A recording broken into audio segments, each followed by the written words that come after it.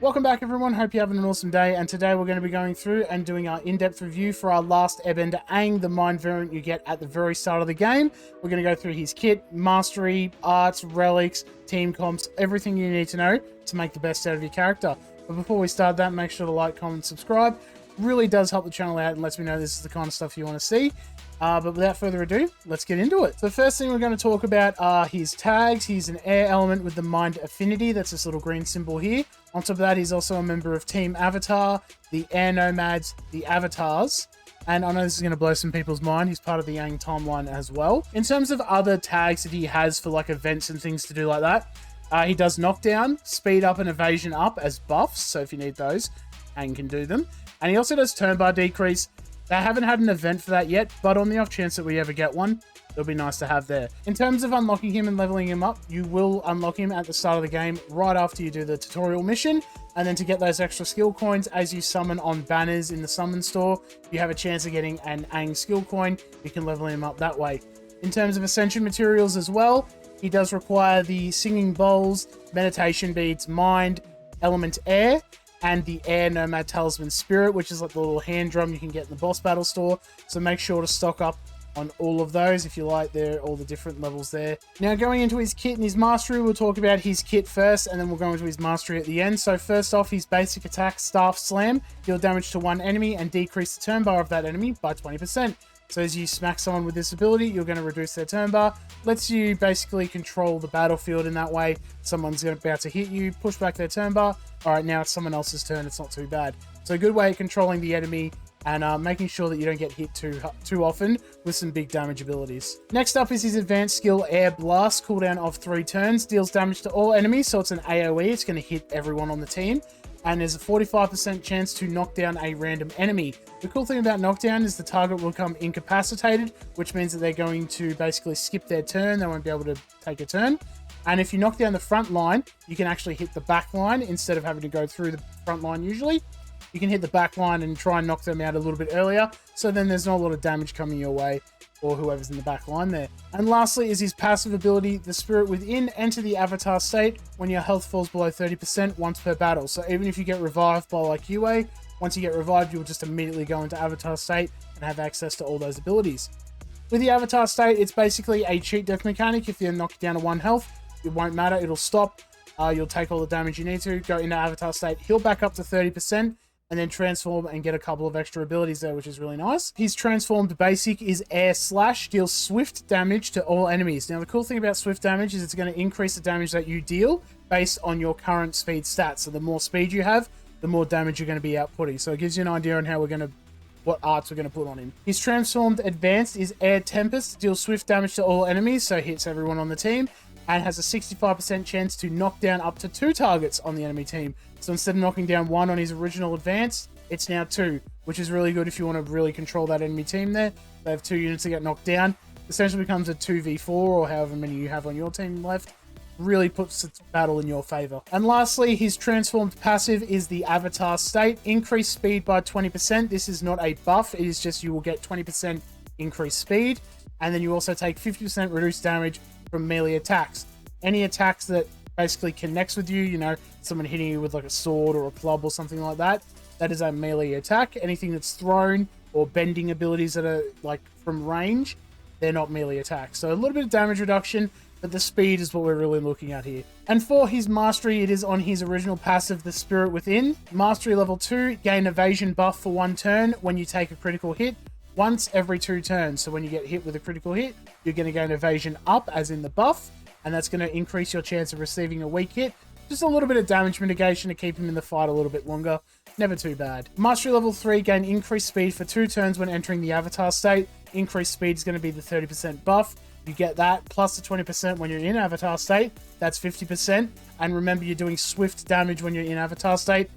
High speed means more damage. Always a good bonus there. And then lastly, Mastery 4, increase the caster's turn bar by 75% when entering the Avatar state. So when you go into the Avatar state, you're going to gain a lot of extra turn bar. The good thing about that is it essentially means that he'll take an extra turn. He'll go forward, get that big Air Tempest out, might get some knockdowns and turn the battle in your favor. Usually if you're going into Avatar state, it's not the best thing because it means that you're probably losing. So getting that quick, recovery with the Air Tempest is always good. So now that we've gone through his kit, we know what arts we want to put on him, and me personally, I like to run a 4 speed 2 lifesteal set. The 4 speed just increases his damage, it makes sure he gets out first, gets those early knockdowns, and also when he goes in Avatar state, he'll get that increase in damage with the swift damage. And the lifesteal is just a little bit of extra survivability, especially when you have that Mastery 4, gain that extra turn, but essentially, when you do a big hit, you'll gain a lot of extra health back because you'll be doing a lot of damage with that lifesteal set there. In terms of like secondary substats, I would really focus on anything with accuracy and speed, anything with those high things. Again, speed for the swift damage, for the early knockdowns, for the constant turns that you're going to be taking, and reducing that turn bar even on your basic while he's not in Avatar state is going to be handy. And the accuracy is to make sure that those knockdowns and the turn bar sticks. Just, you know, again, to make sure that you can turn the battle in your favor when you need it to. For supports, it's not really too important what you equip on him. I like running something like this, or even the Wolf Spirit. Anything with high health just makes him a little bit more tanky, and anything with extra attack just lets him pump out a little bit of extra damage. If you don't have any of those, the Lemur is never a bad choice. A little bit of extra attack, a little bit of extra defense. It's only a 3-star, so a lot of people will have that. So if you have that, throw that on. But again, I would highly recommend this, or even the Wolf Spirit high health there as well. Now for the relics, we're going to do like a top 3, and then I'll do some honorable mentions. So the first one, my personal favorite that I like to run on him, is the Airbender Flute. You're going to gain an extra 7% accuracy at the start of any of your allies' turns, including yourself, 4 times per ally. 4 times 7, 28. 28 by 4 is like 100 and, let's say, 20 extra accuracy. Just really ensures that you're going to smack that debuff on the enemy, get those knockdowns, get that turn bar reduction consistently. Also means that you could probably not build so much accuracy on him if you don't want to run them like that. But I like this just for that extra oomph. Make sure you get those knockdowns early on. Next up is the Air Nomad Glider, and this is a very close second. You could almost swap them, and I wouldn't even be angry about it. Air Nomad Glider, increase your speed by 10% for every air element ally on the caster's team at the start of the battle. This will include him as well, so it will always be a 10% speed increase, which is really nice. If you're running a full air team, that's a 40% speed increase. The only reason I don't have it at number 1 is because this doesn't help him in both versions. When he's in his base one, he doesn't do swift damage, so I feel like the Air Nomad Glider doesn't really help him there. When he goes into Avatar state though, he starts hitting really hard. Just think of it this way, if you have a full air team, that's 40% speed, plus the 50% from the Avatar state and the Mastery 3, that's 90% increased speed, and then you can run like the Lemur as a team support. That's 102% increased speed. A lot of damage output and capability there. So that's why I put it second, just because it's only useful for the second half of his kit. And last but not least, I actually like running the Spider Snake extract, which you get from the Kyoshi Timeline store. Gain affinity advantage for the first 3 turns of battle. This just basically ensures that you'll be able to get those knockdowns early on, especially against offense units, which you'll have disadvantage against. Able to get that knockdown on pretty much any unit you want. Knock down a heavy hitting offense unit. That's always good because they'll skip their turn, and you're able to kind of build a strategy around getting around that, you know? And on top of that, reducing the resistance of the enemy by 25% for 1 turn when the caster attacks. When you hit them, you have a chance to reduce their resistance. Anyone that has like a stun capability or just some generic debuffs or anything like that, running the Spider Snake extract, make sure you can land those on the enemy, which is really nice. Couple of honorable mentions I'll put in here. These aren't like really super good, but I did like using them when I did. First off is the Air Ball. Gain an extra 25% turn bar whenever an opponent is knocked down by your ability. He has knockdown on both of his advanced skills, so he'll gain that extra turn bar. I find you usually build him pretty speedy, so if you're going to build him a lot of speed, you probably don't really need the extra turn bar.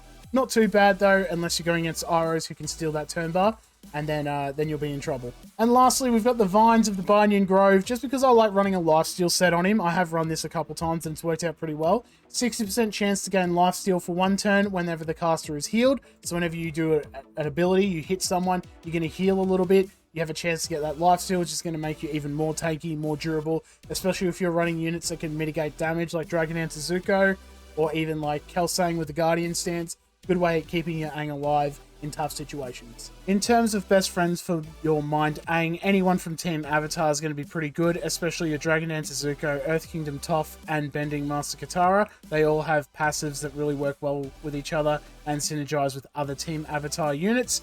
But any other units as well, such as your base Katara and base Sokka, a really good starting team to kind of get yourself rolling. On top of that, any air units you have, such as Kelsang, the Youth, and Gyatso, if you have the Air Nomad Glide, you're going to get a high speed increase, which will be really good to utilize that swift damage from your avatar state Aang there. And down the bottom there, you'll see we've got Yue and Juro. They're pretty good, well-rounded units that have abilities that kind of work with everything else. Your Yue is going to help you revive your Aang if you need it, and Juro is going to increase your health pool just to make you a little bit more survivable. As you can see, for the counter units, I've really highlighted the Blue Spirit here. As you know, he does 4 hits on his advanced skill, and that can actually break through the avatar state and knock out Aang in 1 turn. So you've got to really be careful about that. On top of that, we've also got the heal blockers there. We've got Mai, Zinfu, Kiwok, and Kyoshi. They all do some form of heal block, which is really bad if you go into your avatar state. You won't be able to heal. They'll be able to knock you down pretty fast. And then a couple of counter units there, Kyoshi Warrior Sokka, and even Goro. Very annoying counter units that will constantly hit back at Aang, push him into avatar state, and maybe even knock him out. Iroh's there. He steals a lot of turn bar. Whenever you gain turn bar, when he goes in avatar state, gains turn bar. Watch out for that. Zhang can knock out evasion pretty easily. It's not really like a hard counter, but it's still a bit of a counter to his kit there. So I'll throw that there. And Blind Bandit Toph, when you go into avatar state, all of your abilities will become AoEs, and Blind Bandit Toph will get increased accuracy and attack for every time you get hit with an AoE. So just be careful if there is a Blind Bandit Toph on the area and they knock you in avatar state. Just be wary that Blind Bandit Toph is going to start ramping up.